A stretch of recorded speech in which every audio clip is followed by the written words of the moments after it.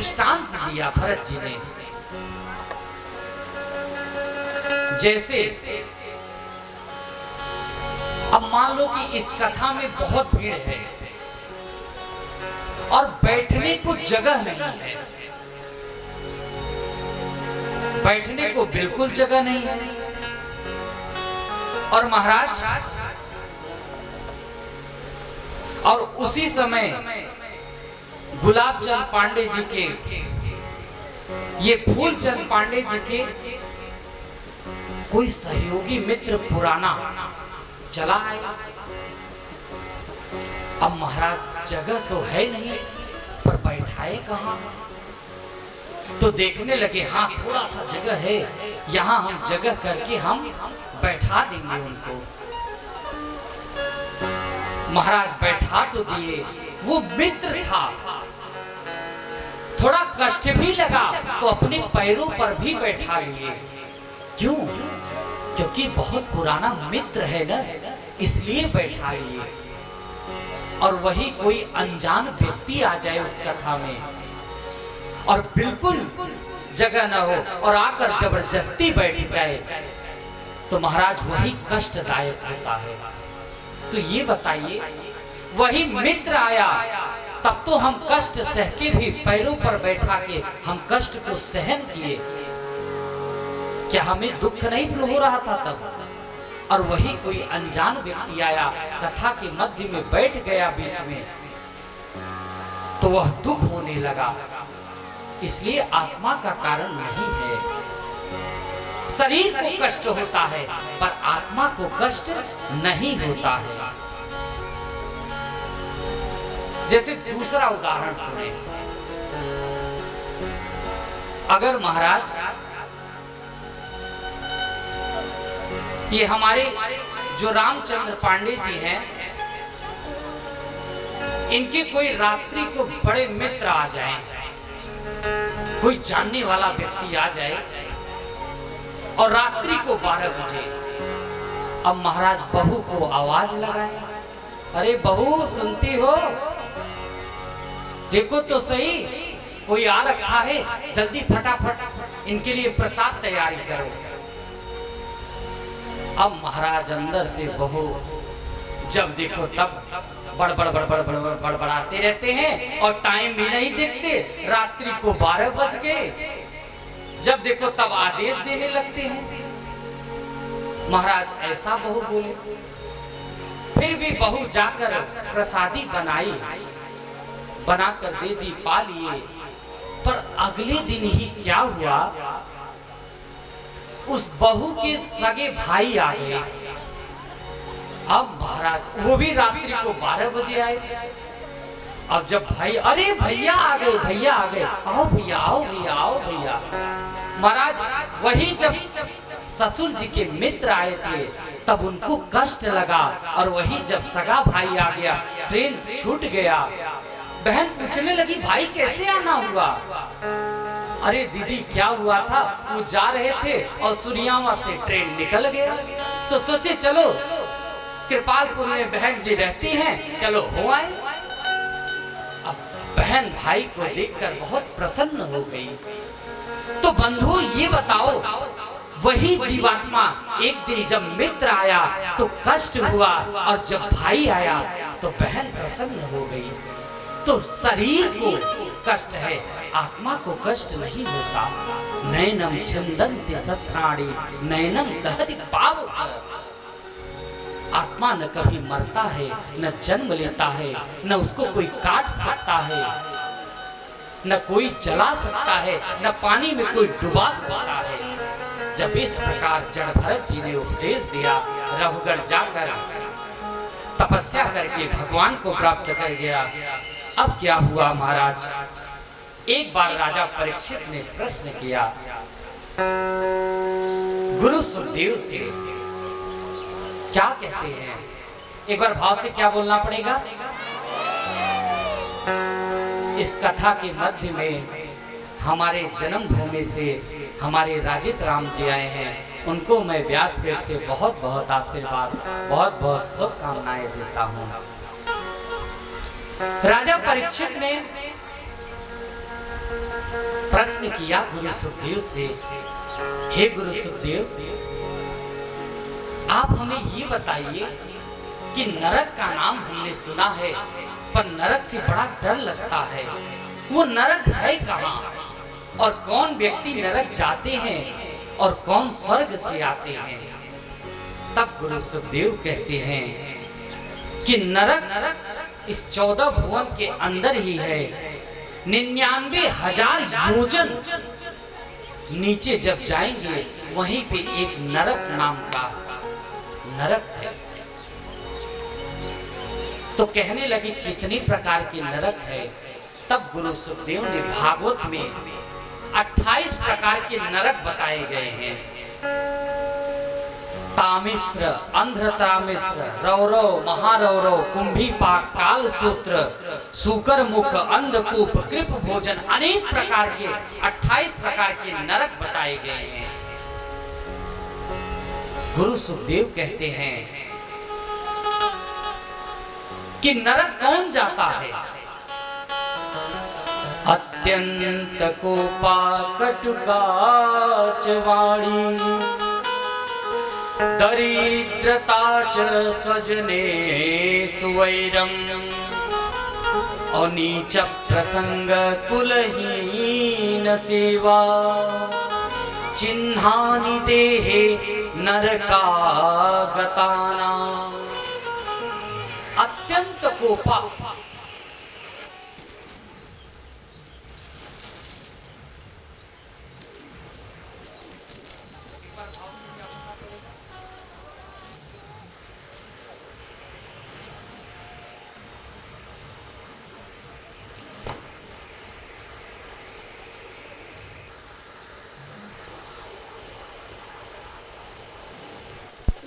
वासुदेवा श्री कृष्ण गोविंद हरे मुरारे, हे नाथ नारायण वासुदेवा श्री कृष्ण गोविंद हरे मुरारे, हे नाथ नारायण वासुदेवा श्री कृष्ण गोविंद हरे मुरारे, हे नाथ नारायण वासुदेवा, हे नाथ नारायण वासुदेवा, हे नाथ नारायण वासुदेवा श्री कृष्ण गोविंद।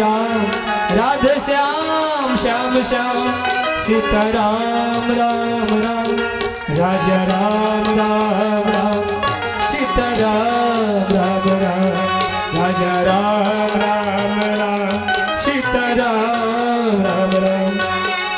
तुम में वास करे ये जग सारा, तुम में वास करे ये जग सारा, तुम जननी के उदर मझारा, तुम जननी के उदर मझारा।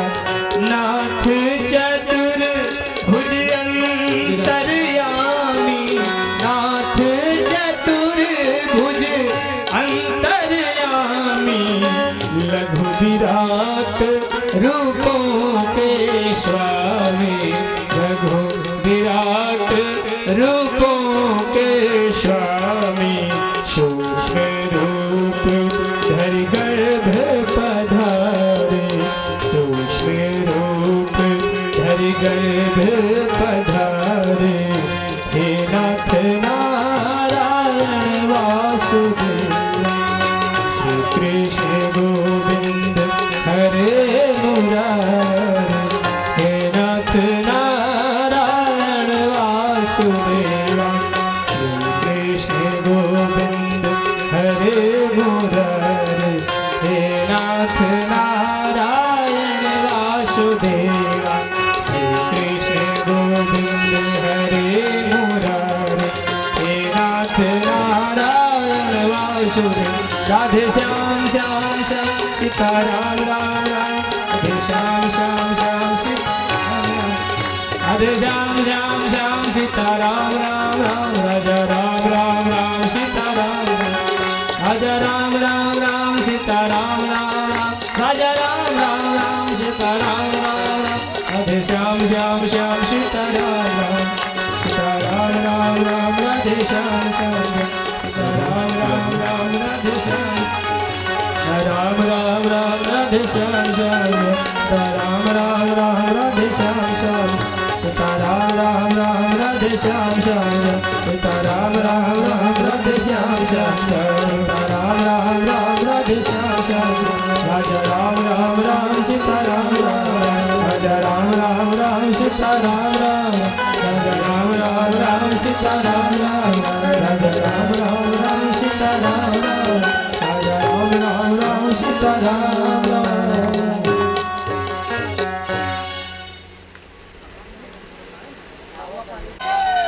आप 3 घंटे तो भगवान के हो जाओ। मैंने कितना कहा है, ये बहुत बड़ा सौभाग्य की बात है। ये क्षण आप लोगों ने गंवा दिया ना, पता नहीं कब मिलेगा आप लोगों को।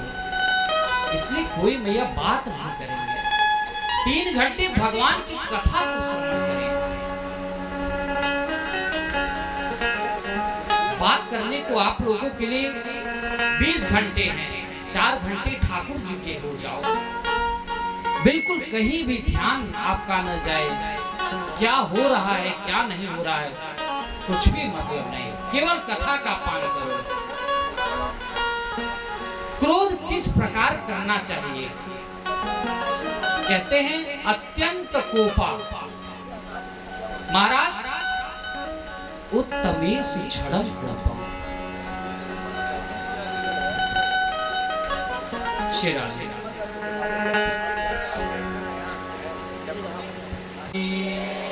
जय जय श्री राधे, जय जय श्री राधे, जय जय श्री राधे।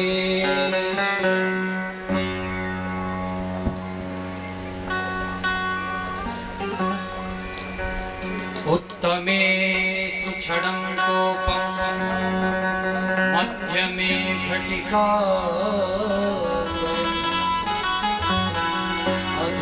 स्यात् होरात्रं चाण्डाले परिणान्तिकम्। जो 1 गिलास पानी पीने में जितना टाइम लगे, अगर उतना व्यक्ति उतने समय तक क्रोध करता है तो उत्तम प्रकार का व्यक्ति हुआ। उत्तमेषु क्षणम कोपम, जो क्षण मात्र के लिए क्रोध करे। और मध्य में घटिका द्वयम्, मध्यम वर्ग का वह व्यक्ति है जो कुछ घड़ी कुछ मिनट अगर क्रोध करता है उसे मध्यम वर्ग का कहा गया है। और अधम अधमे स्यात् अहोरात्रम, जो कुछ घंटे तक क्रोध को रखता है वो अधम है।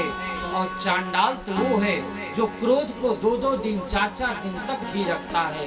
किसी कार्य को लेकर वो चांडाल प्रकार का व्यक्ति है। इसलिए क्रोध को करें, उत्तम बने। अगर उत्तम नहीं बन सकते तो प्रयास करें हम मध्यम कोटि के बने। तो इसलिए अत्यंत कोपा कटुका चवाणी, जो अत्यंत क्रोध करता है वो नरक का गामी बनता है। कटुका चवाणी, जो वाणी कटुकता ज्यादा बोलता है वो भी नरक का गामी बन सकता है। क्योंकि बंधु भगवान ने इतना सुंदर वाणी दिया है, ऐसी वाणी बोलिए मन का आपा खो, औरन को शीतल करे आप शीतल हो।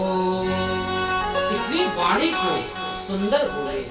महाराज, क्या वाणी में कोई पेट्रोल लगता है, कोई डीजल लगता है, कोई पैसे लगते हैं?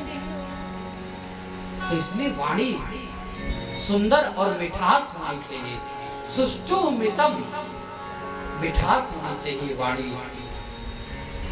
इस प्रकार स्वजने सुवैरम, जो स्वजन में वैर रखता है वो भी नरक का गामी बन सकता है। नीच प्रसंग कुलहीन सेवा चिन्हान देहे नरकागताना। फिर कहते हैं महाराज ये नरक के चिन्ह है, अच्छा स्वर्ग के क्या है, अब वो तो बता दो। तब कहते हैं स्वर्गे स्थितानां इह जीवलोके चत्वारि चिन्हानि भवन्ति देहे कथा प्रसंगा रुचिरा च वाणी देवार्चनं ब्राह्मण तर्पणं च। स्वर्गे स्थिता ये जीवलोके चत्वारि कर्मा चिन्हानि भवन्ति देहे।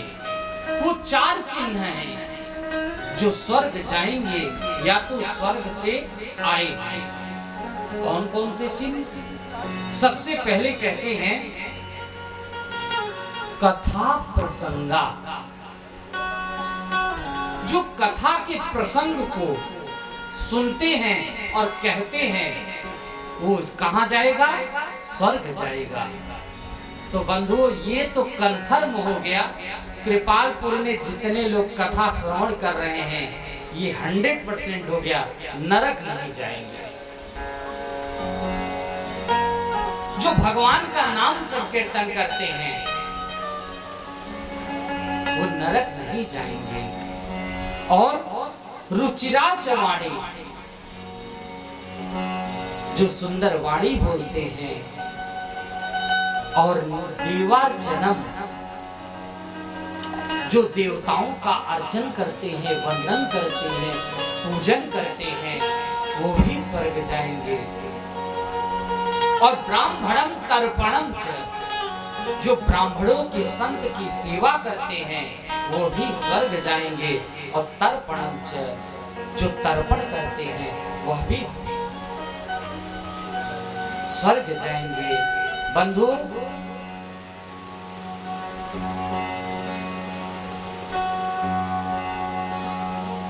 ये नरक क्या है एक उदाहरण से समझे। ये नरक धोबी घाट है।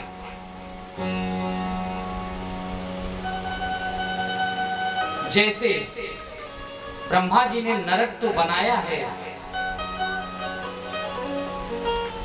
पर इसलिए बनाया है धोबी घाट पे जब हमारे वस्त्र मैले हो जाते हैं, गंदा हो जाता है, तो उसको हम लोग क्या करते हैं? वस्त्र को देते हैं धोबी को। और धोबी उसको पहले सबसे पहले क्या करेगा? साबुन से छुड़ाएगा उस दाग को। और दाग जब भी नहीं छूटता तो उसको गर्म पानी से खौले हुए पानी में डालेंगे और डाल के फिर साबुन लगा के फिर ब्रश से रगड़ेंगे, तब भी अगर नहीं छूटता फिर उसको उनके पास एक रहता है पीटने वाला, पीटना।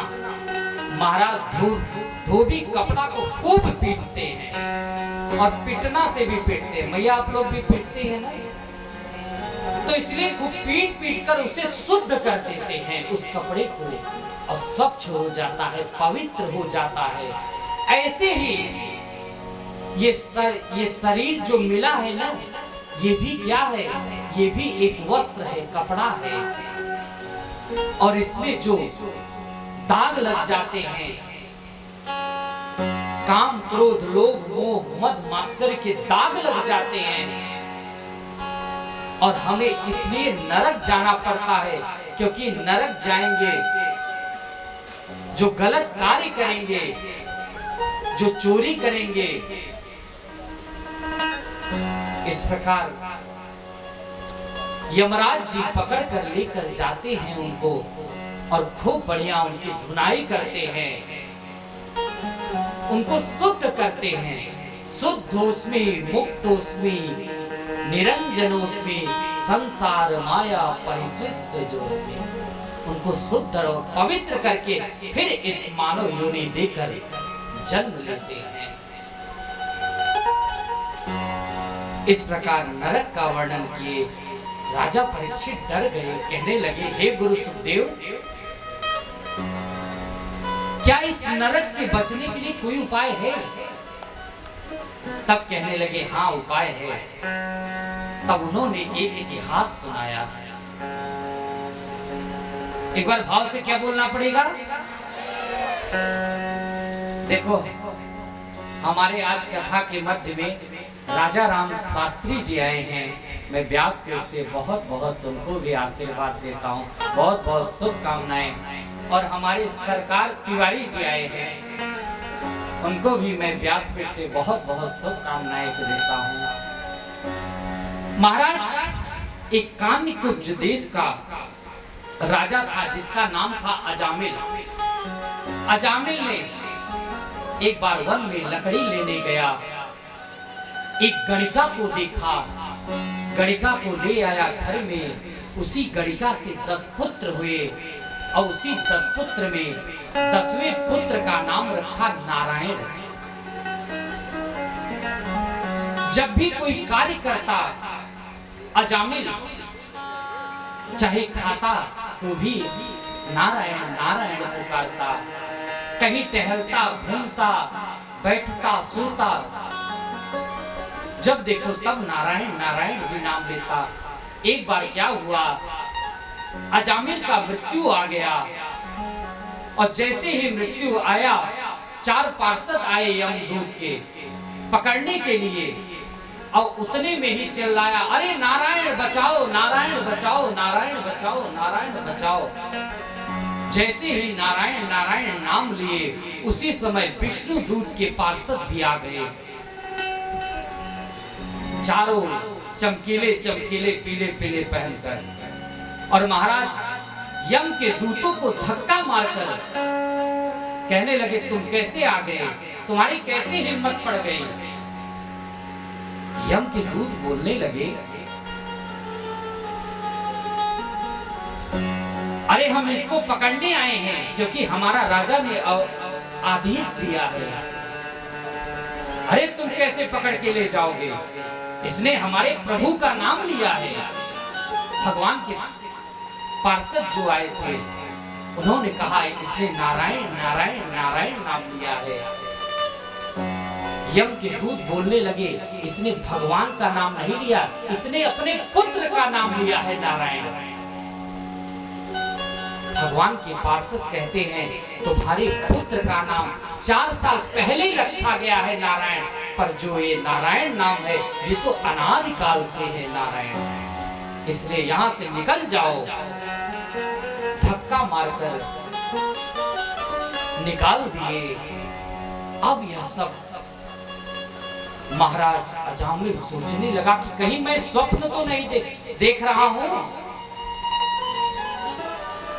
देखा तो ये सच्ची घटना सामने, ये दृश्य देखकर चौंक गया और उसको ज्ञान हो गया। गया भगवान का भजन करते करते वह निकल गया अजामिल। अब समझ में उसको आ गया तो भगवान का भजन करते हुए भगवान को प्राप्त हो गया।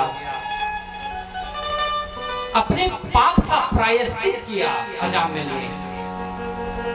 और महाराज इतना कह ही रहे थे, हरिद्वार में जाकर अजामिल प्राप्त हो गया भगवान को।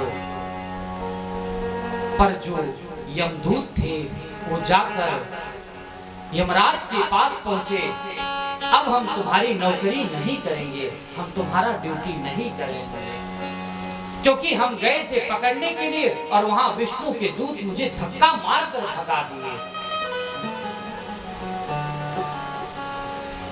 तब तक उसने कहा, क्यों भगा दिए? सारी कथा को वृत्तांत को सुना दिए और कहने लगे यम के दूत यमराज से कि उसने नारायण नारायण नारायण का नाम लिया। यमराज ने चुप करा दिया, अरे चुप हो जाओ, क्योंकि अभी यहाँ हमारे कई लोग बंद पड़े हैं, और अगर तुमने नारायण ले लिया तो जितने पापी हैं ना, ये सब तर जाएंगे, सब मोक्ष को प्राप्त हो जाएंगे, क्योंकि हमारा कारखाना बंद हो जाएगा। तो यमराज के दूत कहने लगे, आप ही बताओ मैं किसको पकड़ कर लाऊं? तब कहते हैं महाराज, जिह्वान भक्ति भगवत गुण नाम ध्येय, चेतश्च नमस्मरति तच्चरणारविन्दम्, कृष्णाय नो नमति शिर एकदा, तानाय यद्वमशतो कृतवेष्णु कृत्याम्। इन लोगों को पापी समझकर तुम हमारे यहाँ ले आओ। यमराज ने कहा, कौन? जिह्वान भक्ति भगवत गुणनाम ध्येय। पहला, जो भगवान की अपने मुखार बिंदु से, जिह्वा से भगवान का नाम नहीं लेता है, उनको तुम नरक लेकर आओ। और दूसरा, चेतश्च न स्मरति तच्चरणारविंदम्, जिसका मस्तक भगवान के चरणों में नहीं झुकता हो, नहीं गिरता हो, उसे तुम पकड़ कर ले आओ नरक। और कृष्णाय नो नमति यक्षिर एकदापि, नायानमध्वसतो कृतविष्णु कृत्याम्। जो भगवान की सेवा नहीं करते हैं, भगवान का अर्चन वंदन एक बार भी नहीं करते हैं, उनको पकड़ कर ले आओ तुम नरक। महाराज जब इस प्रकार बोले, तब उन्होंने एक बात समझा। इसलिए बंधुओं, नारायण केवल अपने पुत्र का, अजामिल अपने पुत्र नारायण नारायण कहने से आज देखो भगवान को प्राप्त हो गया सहज में। क्या हम लोग अगर हृदय से, मन से भगवान का नाम लेंगे, क्या हमारा बिगड़े हुए काम नहीं बनेंगे? जरूर बनेंगे, जरूर हम लोग स्वर्ग लोक ही जाएंगे। आइए बड़े भाव से हम लोग 2 मिनट हरिनाम संकीर्तन करेंगे, फिर आगे कथा में प्रवेश करेंगे। श्री वृंदावन बिहारी लाल की, आज के आनंद की जय जय श्री राधे। एक बार भजन कर ले, मुक्ति का जतन कर ले, कट जाएगी 84 हरि का सुमिरन कर ले। एक बार भजन कर ले, मुक्ति का जतन कर ले, कट जाएगी 84 हरि का सुमिरन कर ले। एक बार भजन कर ले, मुक्ति का जतन कर ले।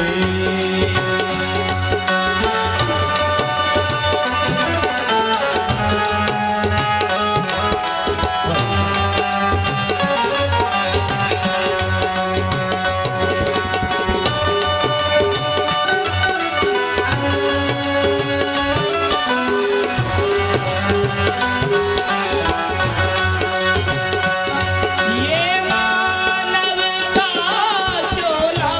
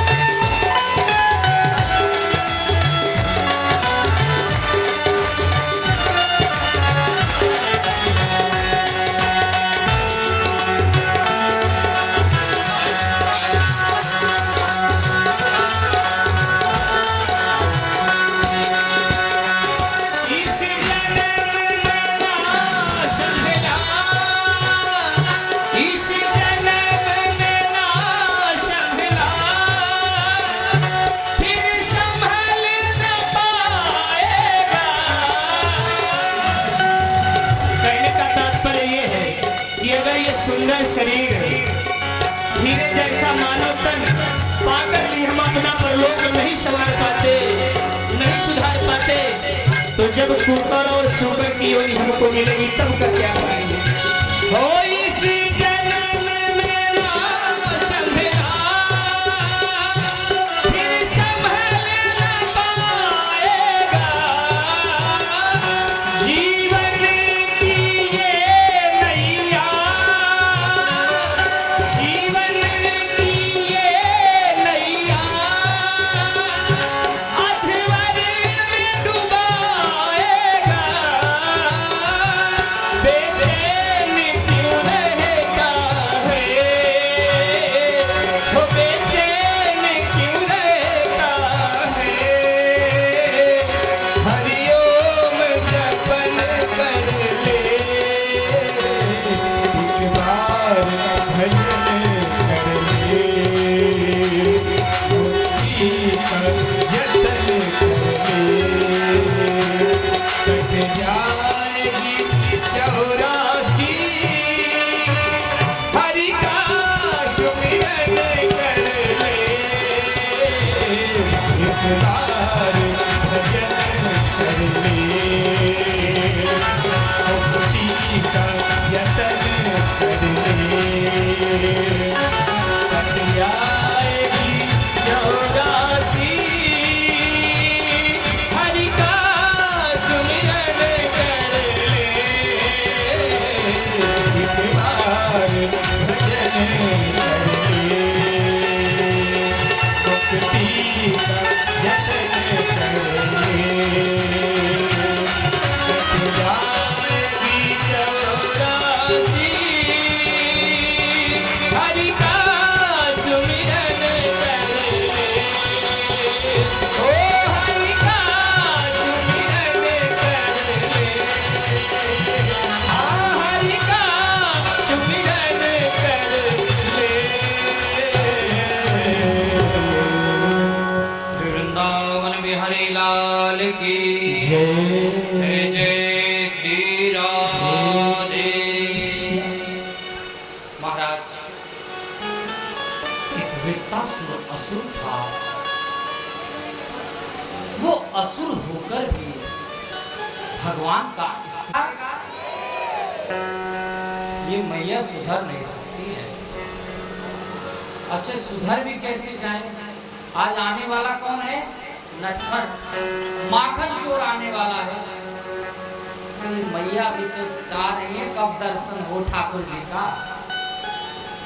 तो महाराज नंद बाबा तो आज खूब लुटाएंगे, इसलिए लूटने के लिए भी तैयार रहेंगे।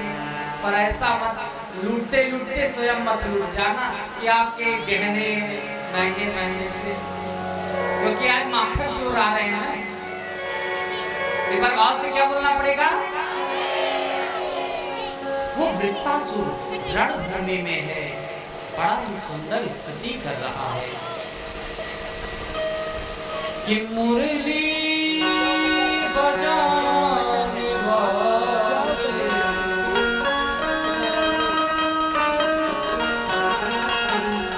गिरवर उठाने वाले,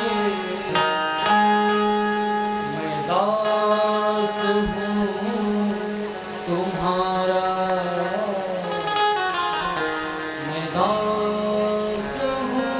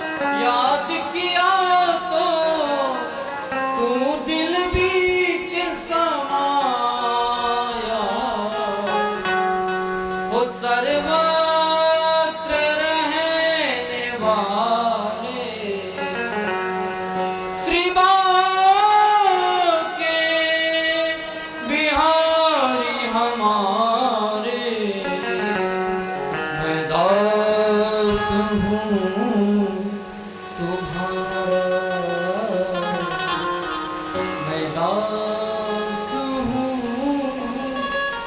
तुम्हारा। वृत्ता से कितनी सुंदर स्तुति कर रहा है। असुर होकर मारा, कह रहा है कि मैं दास हूँ तुम्हारा। हे प्रभु, मुझे अपना चरण का दास नहीं बना सकते हो, तो अपनी भक्तों के भक्त का मुझे दास बना लो। मैंने आपको बहुत ढूंढा, हे मुरली वाले, सर्वत्र रहने वाले, हे मेरे बिहारी जी, मुझ पे अब कृपा कर दो। क्या कहता है, मैं अभी तक दर्शन आपका क्यों नहीं हुआ? तेरी माया ने प्रभु मुझको जग में खूब नचाया, और दीन बंधु भव तारण प्रभु जी, नाम तुम्हारा गाया। हो सर्वत्र रहने वाले श्री राधा रमण हमारे, मैं दास हूँ तुम्हारा, मैं दास हूँ तुम्हारा। और भगत अजामिल गणिका नारी, मुझको क्यों बिसराए? भगत अजामिल गणिका नारी, मुझको क्यों बिसराए? और कृष्ण चंद्र सुन विनती हमारी, द्वार तुम्हारे आया। हृदय में रहने वाले श्री बांके बिहारी हमारे,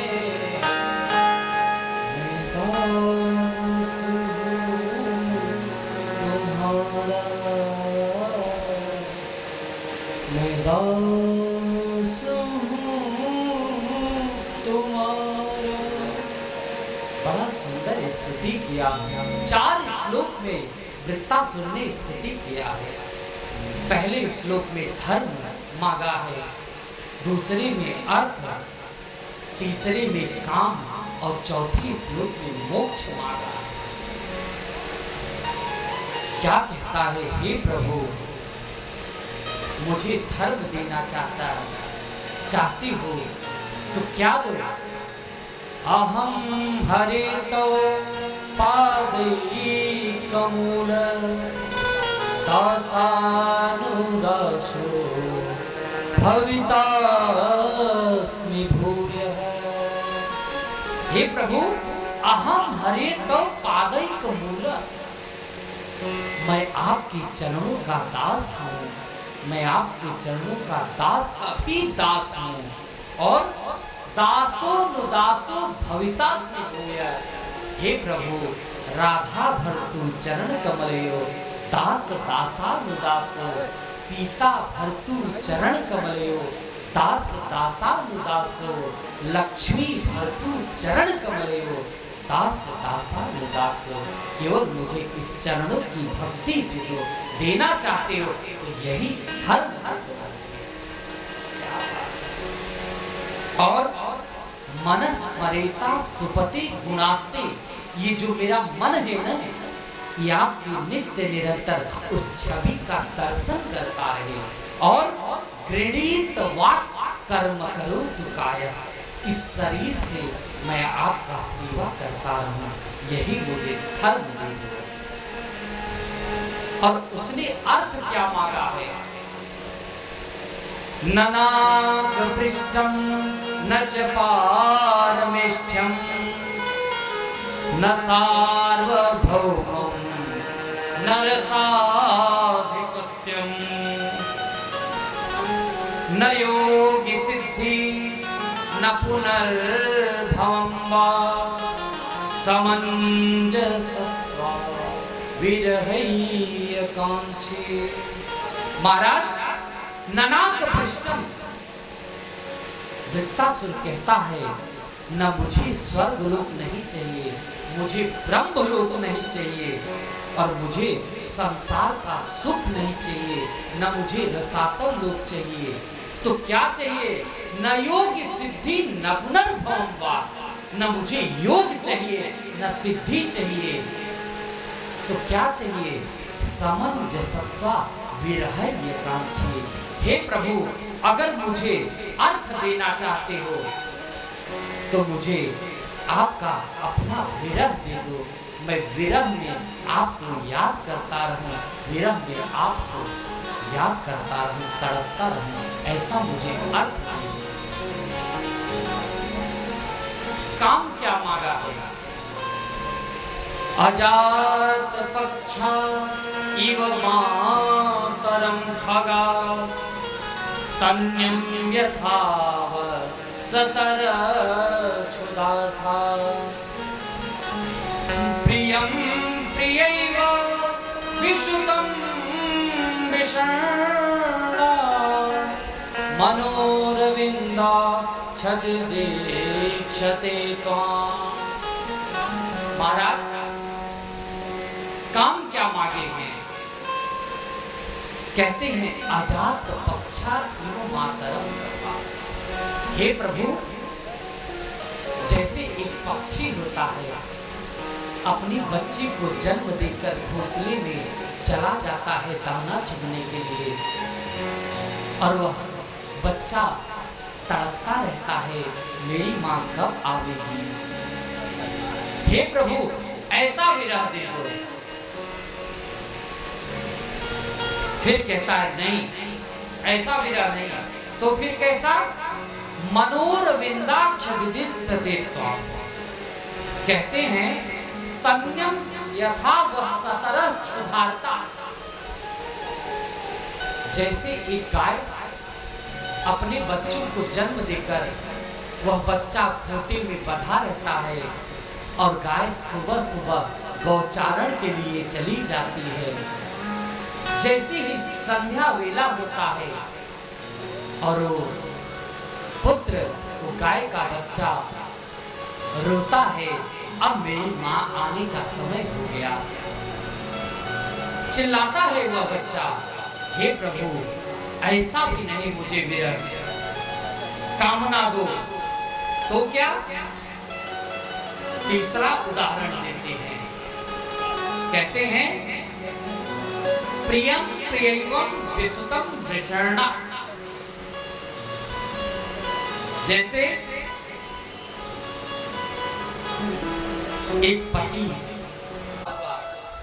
कि अभी आ चुके हैं, और जब फोन की, जब कुछ ही क्षण रह गया, पता चला कहाँ आ चुके हैं, बस बिठौली बाजार में आ चुके हैं, और प्रसन्नता हो गया, और भागम भाग करने लगी वह पत्नी। आने वाले हैं, कुछ ही देर में पति आने वाले। और जैसे ही कृपालपुर में प्रवेश किए पति, पत्नी देखकर प्रसन्न हो गई। हे प्रभु, वृत्तासुर कहता है जैसे एक पत्नी का विरह रहता है पति के प्रति, उसको याद करती है कि मेरा पति कब आवेगा, ऐसे ही प्रभु मुझे भी ऐसा विरह दे दो। मैं भी आपको इस पत्नी की तरह, हे प्रभु, मैं आपको याद करता रहूं, नित्य निरंतर 24 घंटे आपका ध्यान करता रहूं। ऐसा महाराज कामना मांगा है। अब मोक्ष क्या मांगे हैं? ममोत्तमश्लोकयसोऽनुगीयते संसार चक्रे भ्रमत स्वकर्मभिः तन्माययात्मादजदार्गेः व्यासक्त चेतस्य ननाथ भूयात्। ममोत्तमश्लोक जनोऽसि सख्यं संसार चक्रे भ्रमतस्व कर्मभिः। हे प्रभु, इस संसार चक्र से मेरा मुझे कुछ नहीं चाहिए, बस इस संसार चक्र से मैं छूट जाऊं और मैं आपका भजन करता रहूं और बस आपको याद करते करते भजन करते करते मेरा मोक्ष हो जाए, ऐसा मुझे वरदान दो। बड़ा सुंदर विस्तुति किया। असुर था वृत्तासुर, और बंधु हम लोग तो मानव शरीर मिला है। ये मानव शरीर कोई साधारण नहीं है। 84 लाख योनि है, उसमें सबसे श्रेष्ठ मानव जन्म मिला है। 83,99,999 सृष्टि ब्रह्मा जी ने कर दिया, फिर भी उन्हें प्रसन्नता नहीं हुआ। क्यों? क्योंकि जानते थे जितना मैंने सृष्टि किया है कोई भजन करने वाला भगवान का नहीं है। तब उन्होंने 84 लाख योनि में सबसे श्रेष्ठ इस मानव शरीर को बनाया है। आप लोग बड़े ही बड़भागी हैं कि यहाँ पर कथा का श्रवण कर रहे हैं। बंधु, हमारे इस कथा के मध्य में कुछ लोग आए हैं, मैं उनका स्वागत करना चाहता हूँ। हमारे आचार्य जी आपको कुछ बताएंगे आगे किस बात। एक बार भाव से क्या बोलना पड़ेगा? जोर से बोलना पड़ेगा। बोली वृंदावन बिहारी लाल की जय। एक बार जोर से जयकारा। बहुत धीमी आवाज आ रही है आपकी, ऐसा लग रहा है कुछ खा के नहीं आए घर से। बोलो नंद के लाला की जय। हमारे पांडे परिवार के मध्य में ये श्रीमद् भागवत की कथा चल रही है, जिसका चतुर्थ दिवस, और कुछ ही देर में नंद नंदन यशोदा नंदन हमारे कृष्ण कन्हैया लाल का जन्मोत्सव हमारे मध्य में होने जा रहा है। और इसी कड़ी में हमारे मध्य में पधारे हैं कुछ आगंतुक, जिनको थोड़ी जल्दी है जाने की, बहुत सारे काम हैं, लेकिन अपने व्यस्त समय में से कुछ समय निकाल करके ये श्रीमद् भागवत में आए हैं, दर्शन दिए हैं। मैं सबसे पहले नाम लूंगा जो श्रीमद् भागवत कथा के परम भक्त, ठाकुर जी के परम भक्त, जो समय समय पर ठाकुर जी का अनुष्ठान श्रीमद् भागवत की कथा अपने घर में कराते रहते हैं। ऐसे हमारे यजमान श्री सुनील पांडे, अनिल पांडे जी ये रहते हैं कोलकाता में, और हमारे परम भक्त हैं श्रीमद् भागवत कथा के। मैं इनसे निवेदन करूंगा मंच पर आकर के महाराज श्री से आशीर्वाद लें। इनका पड़ोस में गांव है भदोही जिला में भीमपुर, जिनके यहाँ पर दो व्यासों ने कथा की है। बड़ा सौभाग्य प्राप्त हुआ था इनको। इनके लिए जोरदार एक बार ताली बजा देंगे आप सभी। और इन्हीं के छोटे भाई हैं सुनील पांडे जी, वो भी आए, महाराज जी से आशीर्वाद प्राप्त करें।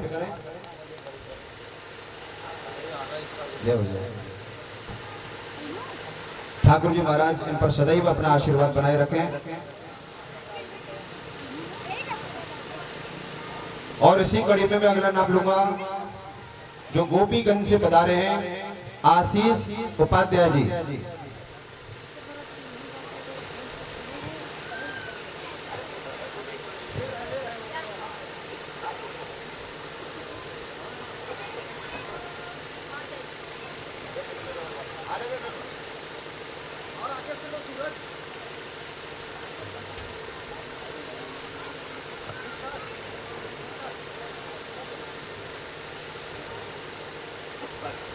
मैं इसी कड़ी में आगे नाम लूंगा हमारे मध्य में पधारे हैं श्रीमद् भागवत कथा के जो श्री धाम वृंदावन में अध्ययन कर रहे हैं इस समय आगामी कथावाचक सरकार तिवारी जी, जो रोही से पधारे हैं।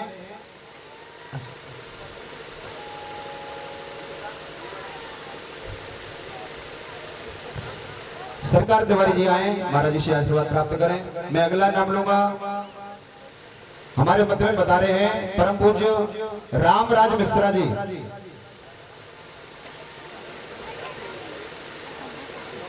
रामराज मिश्रा जी जो परम विद्वान हैं हमारे मध्य में पधारे हैं, आशीर्वाद दे रहे हैं हम सभी को।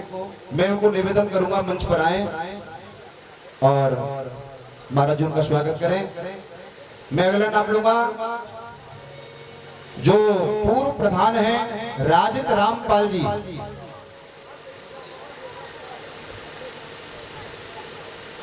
राजित रामपाल जी जो पूर्व प्रधान हैं वो भी आए। मैं अगला नाम लूंगा श्यामा चरण तिवारी जी जो रामदत्तपुर से आए हैं और कृपालपुर के मूल निवासी हैं। श्यामा चरण तिवारी जी वो भी आए। मैं अगला नाम लूंगा सुभाष तिवारी जी, सुभाष तिवारी जी जो बार एसोसिएशन के पूर्व अध्यक्ष हैं, हंडिया से पधारे हैं। मैं उनका नाम ले रहा हूं, शीघ्रता से आए।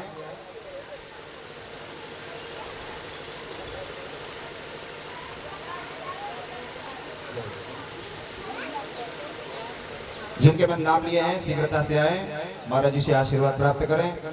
बाकी जो भी भक्त यहाँ पर आए हुए हैं सभी बैठे रहें। जो हमारे आगंतुक आए हैं उनका बाद में सभी का यह सम्मान किया जाएगा। सभी का हार्दिक अभिनंदन है हमारे पांडे परिवार के इस पंडाल में।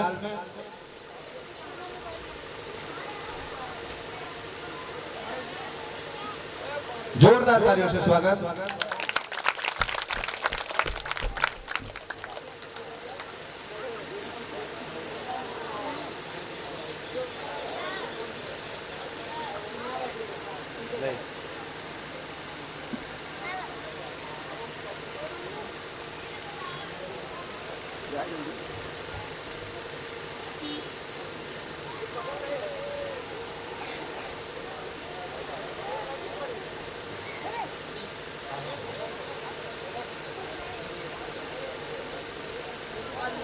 जिनका स्वागत सम्मान हो चुका है, यदि समय है तो कथा श्रवण करें महाराज जी की।